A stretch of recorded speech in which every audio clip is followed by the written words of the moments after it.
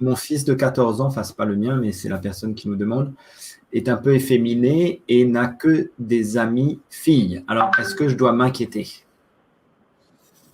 Non, m'inquiéter, non. Ensuite, nous inquiéter, ça dépend de la foi qu'on a dans notre cœur et comment on comprend les choses.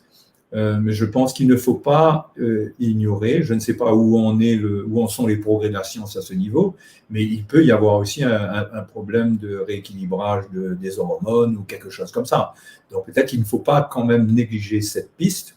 Je ne sais pas, moi, je n'ai pas l'autorité d'un médecin pour en parler, mais je me dis que peut-être qu'il existe des solutions parce que parfois il y a des problèmes qui paraissent très spirituels et qui finalement ont une origine physiologique. Donc ça, c'est quelque chose à examiner. Je ne peux pas m'avancer sur ce terrain.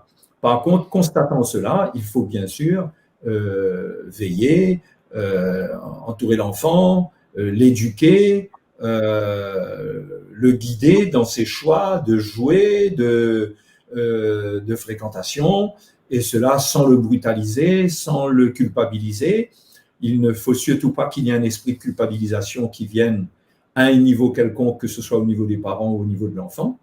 Mais il faut prendre soin de cet enfant avec amour, prier pour lui et voir comment le Saint-Esprit conduit les parents pour l'aider.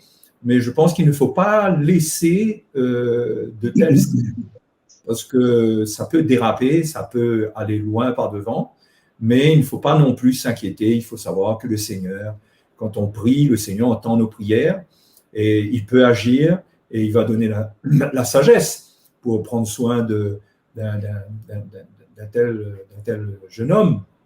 Ça peut être demain une fille dans l'autre sens, etc. Mais bon, ce sont toujours des situations préoccupantes et on peut comprendre la question et le besoin de réponse à ce niveau.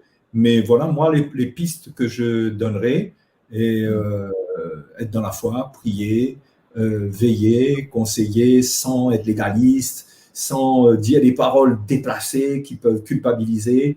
Il faut faire attention à ces choses parce que quand les situations sont aussi délicates, on peut avoir des réactions où on manque de sagesse. Donc voilà, tout cela nous montre qu'il faut être prêt dans la vie. Hein. Il faut connaître le Seigneur, il faut marcher avec le Seigneur. Le Seigneur, il a toutes les réponses, il sait conduire notre vie dans tous les domaines.